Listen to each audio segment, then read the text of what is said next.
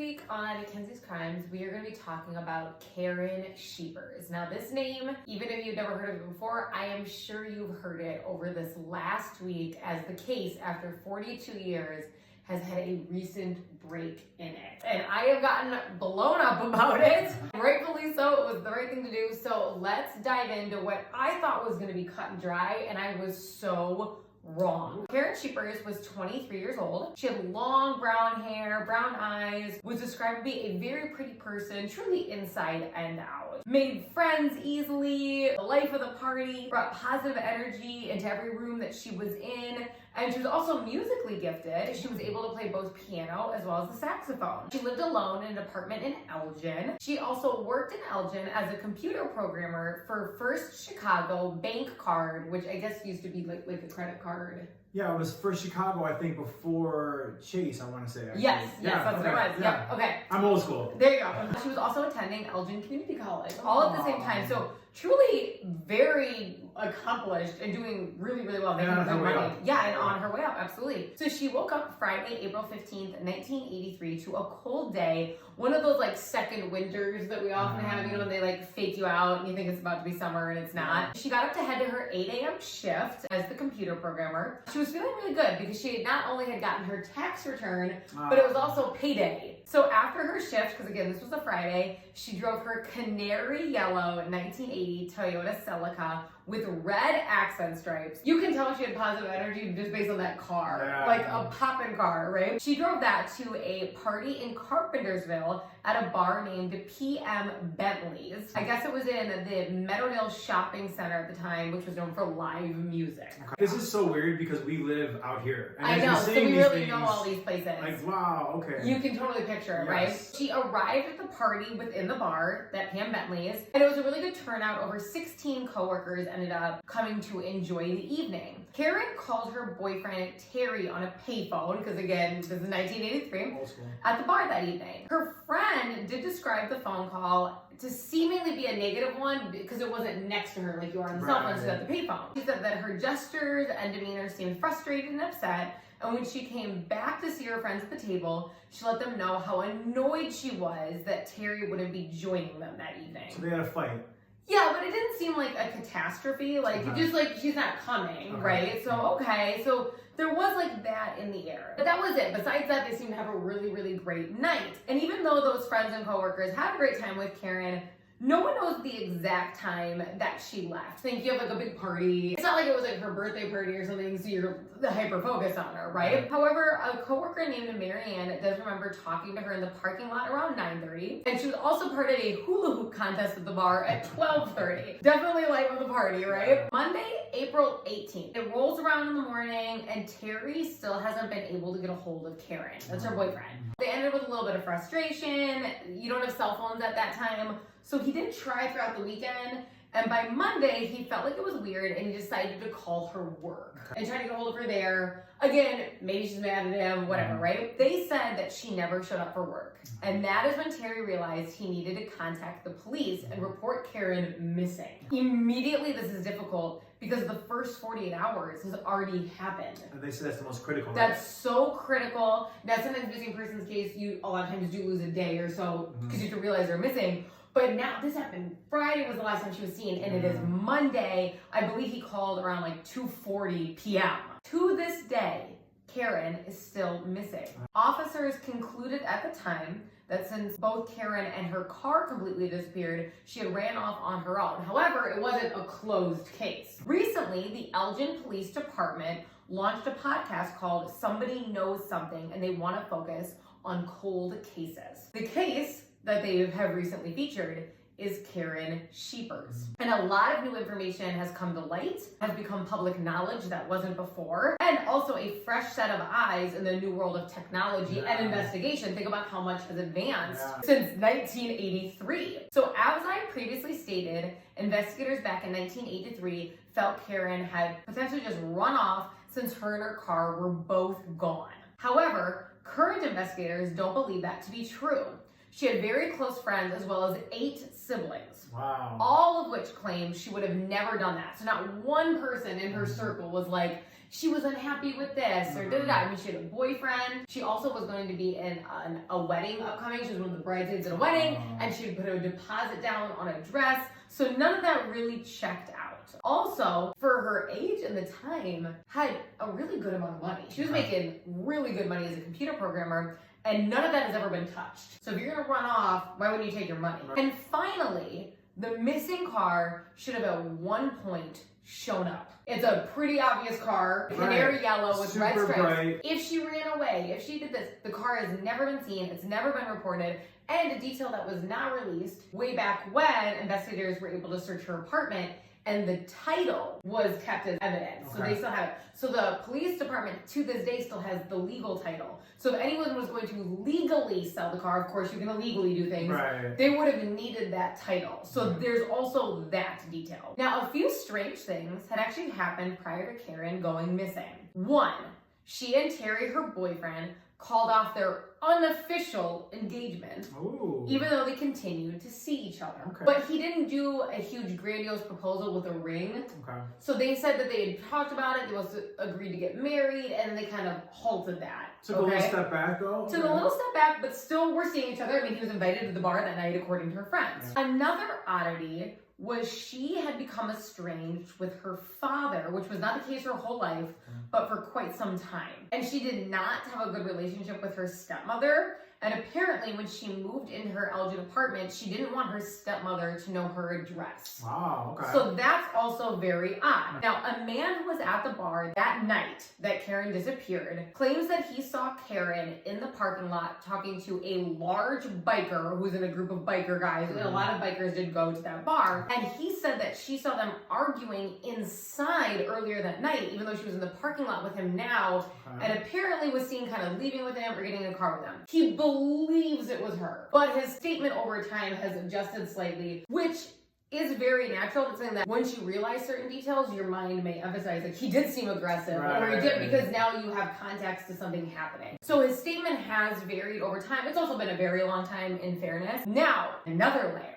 A week later, April 24th, so exactly like almost a week to that day, two women were at the same bar, PM Bentley's. Okay, so a week after Karen had gone missing. They were speaking to two men that they met there, very common, and they were talking about Karen going missing. I mean, this was a big deal in that area, and they're at the very bar the last time she was seen. And someone at some point made the comment like some weirdo probably abducted her. When leaving, because they had made plans to like go get coffee together like late at night, go to like a diner type vibe. One of the sisters was talking with just one of the guys near his beige van, and he made the comment, you know that weirdo you guys were talking about? Well, you're looking at him. Wow. So she reported the statement. She, walked away or whatever. She reported the statement to police.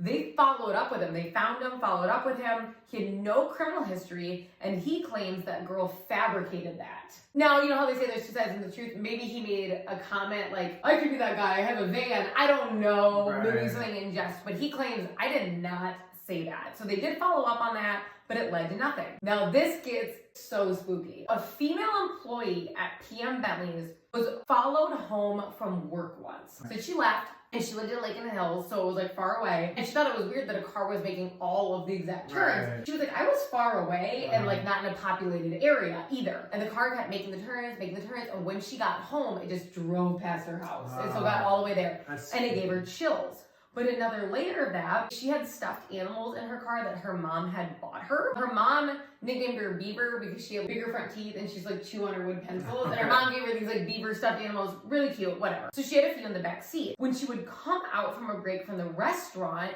there were multiple times that the stuffed animals in her car were being strangled with seat belts. They were in like a scary position. And notes were left on the steering wheel. The notes were terrifying. We're talking about stalking her. They were sexual, they were violent, comparing her to the beavers in the car, things like that I can't even say on here. On top of that, multiple times when she came out of the restaurant, her car was moved to a different parking spot. So somebody was getting in her car. It was moved? Moved. So not only did they break in and move the beavers around and leave notes, they were also moving her car, and this happened on more than one occasion. She did take the notes to the police because they were handwritten letters. They started bumping up kind of drive-bys when the bar was closing to see if they could see anything. They also asked her to please not tell a lot of people. That way, if it ever came to them questioning, nobody could be like, well, it's because she told me everything. They're like, keep it on the low. She honored that. She wanted to know what was going on. But she felt like, based on the content of the letters, because they contained the nickname Beaver in them, as well as some other things, it was either a regular at the bar or one of her own coworkers. Right? The car was moving at various times. It was never consistent. So she felt like it had to be that. And then being followed home one night, it was just starting to freak her out. One time, when she was working, a busboy stated that he was John Wayne Gacy's nephew. Now, this was just at the time that the news was breaking, so it's not like where we are with our information today. And he goes, I think he's innocent. I think he was kind of like defending him, saying that he doesn't feel like he did it. Then he dropped a bomb. He let out some information, and how he said it was something that was in one of the letters, and she never shared that with him. And she knows that. She's like, I was not close with him. And I'd been really good about it. So she felt like, this is the guy who did it. He's being weird. And her brother was a Marine. And she told her brother about it. And he popped up at the bar one day and walked outside with that said busboy and had a conversation that she doesn't know exactly what was said. And after that, it never happened again. They were able to find him, the recent investigators, because like I said, they're refocusing on this case. They were able to find him and speak with him. He admits that he knew her and could describe her, but totally denies any of the rest of those details ever happened. He's like, I didn't write her notes. He even offered a handwriting sample. So he was like, I really didn't do this. So that has been left to be open, but a lot of creepy things happened at this bar. Now, one of the possible things that could have happened was multiple serial killers were actually active within the area around the same time. And people have submitted, like, have you looked into this killer, this killer? A few of them had passed away by the time Karen disappeared, and they were ruled out. Some people really felt like it was the Ripper crew, which I'm sure you've heard that name. However, really tight timeline, they were all arrested / imprisoned by the time she had disappeared. So they are ruled out. Another person who had been ruled out was Brian Dugan. He was also a killer. They interviewed him recently, and he claims that everything that he's done has been known. He goes, I have no more murders.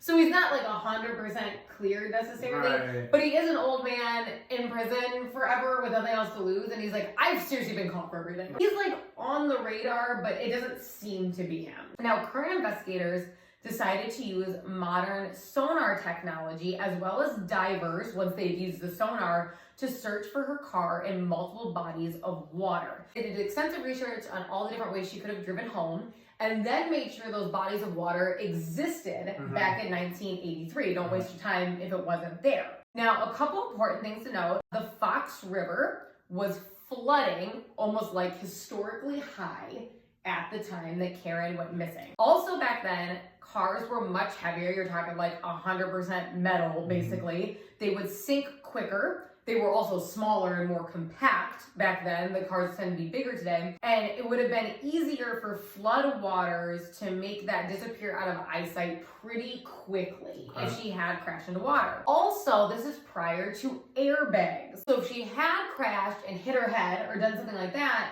there's a very good chance she would have been unconscious and not able to get out of the car because it was before airbags. So it's all important to keep in mind. And as I talked about way earlier in the story, this was not nice weather. Remember I said it was like a second winter. It was below freezing that day, and it was windy.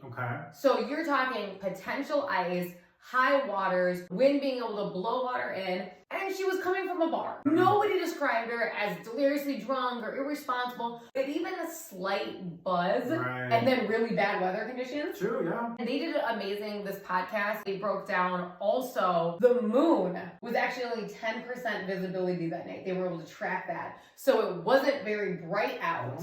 Think about a full moon versus, so there wasn't a lot of reflection. There was less light poles back then, like street lights or none. So it was incredibly dark and dangerous driving conditions. And we live out here. Some of these roads are like kind of country roads where it is dark. Even today, it's still kind of dark. Even today. And they actually said that because they did site visits and they're like, there's not a lot now. Imagine 1983. So using sonar detection, divers headed into the Fox River and they found Karen's car just this past week. Crazy. The license plates matched. That's one of the first things they checked. It had been underwater for nearly 42 years and was finally pulled from where it once plummeted. Not long after, the coroner confirmed human remains have been found within that car. Now we all have to wait as DNA samples and or dental records either confirm or deny that these are Karen's remains. And I do hope, no matter what, at the bare minimum, because obviously there's not this big happy ending, of course, that her family can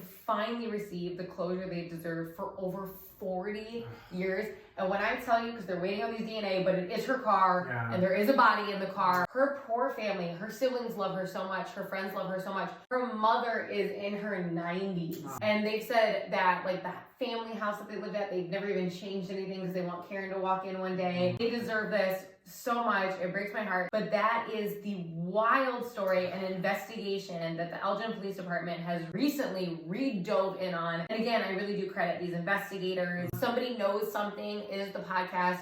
They have a huge breakdown of those episodes, and they will be diving into more cold cases in Elgin. Which is good. I'm glad they're doing that. I've never heard of this story before, even living out here. Now I want to know the story, like what happened and how it happened. Unfortunately, by the looks of it, assumption, it feels like it was just bad driving conditions. And think about if the streets flooded, like in your car, it seems like that could have been what happened. But there's all that weird stuff that happened. But there is so much weird stuff. You can't rule anything out yet. Our thoughts and prayers for sure go out to the family that had 42 years of just waiting and waiting and waiting. But this has been a big story. I've seen it all over social media. And it's, of course, being from this area, it's everywhere. People are talking about it. And wow, 42 years later. 42 years. I mean, think about also this family and what they've been waiting for. And it's just been sitting in the Fox River for right there. It's not the ocean, you know what I mean? It's only so deep, and that the answers sometimes are truly right under your nose. Thank you for your submissions this week to Kenzie's Krimes. You can always contact us on our socials or in the comments if you want me to cover a specific crime. And again, we will add an update once the DNA does confirm or deny Karen Schepers.